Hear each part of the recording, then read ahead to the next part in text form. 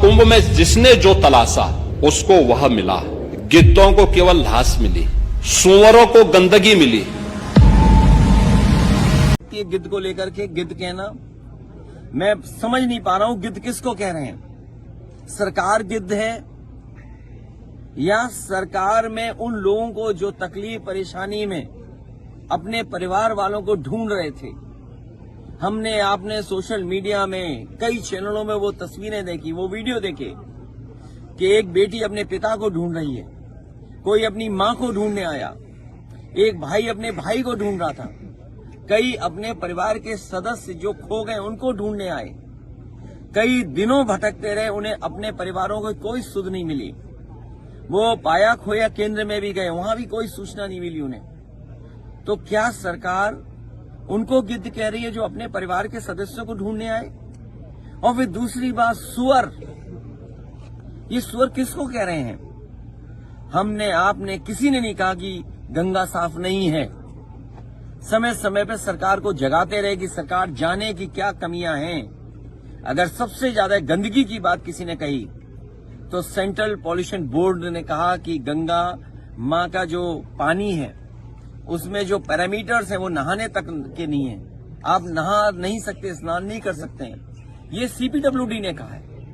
ये आपके state pollution board ने क्या कहा, सवाल वो नहीं है। तो क्या आप दिल्ली के सेंट्रल पॉल्यूशन बोर्ड के जो लोग, जो एनजीटी से जुड़े लोग हैं, उनको आपने सुअर कहा?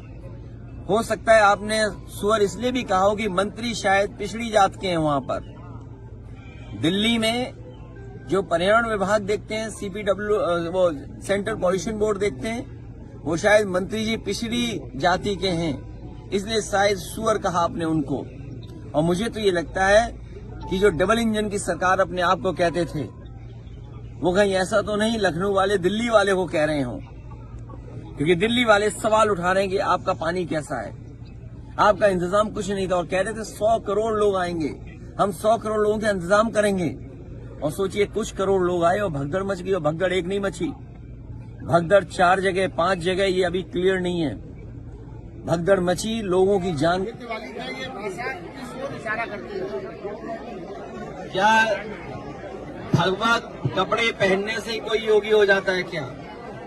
और हमारे भारत के लोग और खासकर गांव के लोग रामायण को जानते हैं, देखते हैं रामायण को। वो ये भी जानते हैं कि सीता मां का अपहरण जब हुआ था तो रावण भी साधु के भेष में आया था। ये जन जन जानता है, पूरा प्रदेश देश जानता है।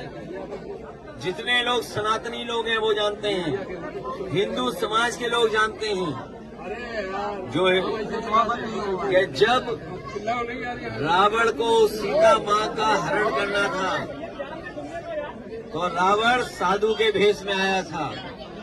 इसलिए हमें और आपको सबको बहुत सावधान रहना पड़ेगा ऐसे लोगों से जिनका व्यवहार भाषा बहुत खराब हो गई है, अनडेमोक्रेटिक लैंग्वेज बोल रहे हैं, जो कह रहे हैं कि सोशलिज्म समाजवादी जानते ही नहीं है।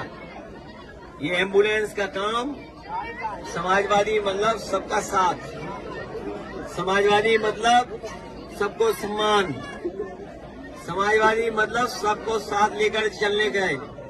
हमारे मुख्यमंत्री कुछ जानते ही नहीं है। ये पहले मुख्यमंत्री हैं जो कुछ जानकारी नहीं रखते हैं। इनसे पूछो समाजवाद, इन्हें समाजवादी नहीं पता है। इनसे पूछो लोकतंत्र, तो उसका भी नहीं पता इन्हें। कि जिस तरीके से कोर्ट ने पक्ष में फैसला लिया है, सभी लोगों के कोर्ट केस भी खत्म करेगा। और इसी तरीके से आप देखेंगे जितने भी समाजवादी लोगों को झूठा फंसाया है, चाहे वो आपके आजमगढ़ के विधायक रमाकांत यादव हों, एक हमारे प्रजापति जी हैं अमेठी के, उनकी पत्नी को मुख्यमंत्री जी ने भरोसा दिलाया था कि बहुत जल्दी उनके केस वापस हो जाएंगे, उन्हें रिहा कर दिया जाएगा। मुख्यमंत्री जी ने खुद बुला करके जो हमारी सरकार में मंत्री थे जिन्हें जेल भेज दिया गया, उनकी पत्नी को खुद आश्वासन दिया है मुख्यमंत्री ने कि बहुत जल्दी जेल से छुड़वा देंगे। इसी तरह इरफान सोलंकी जो जेल में, वो भी छूटेंगे। तमाम हमारे पार्टी के वरिष्ठ नेता, तमाम मोहम्मद आजम खान साहब, न केवल उन्हें भारतीय जनता पार्टी और सरकार न्यायालय से उन्हें न्याय मिलेगा, बल्कि न्यायालय उनके केस भी खत्म कर देगा।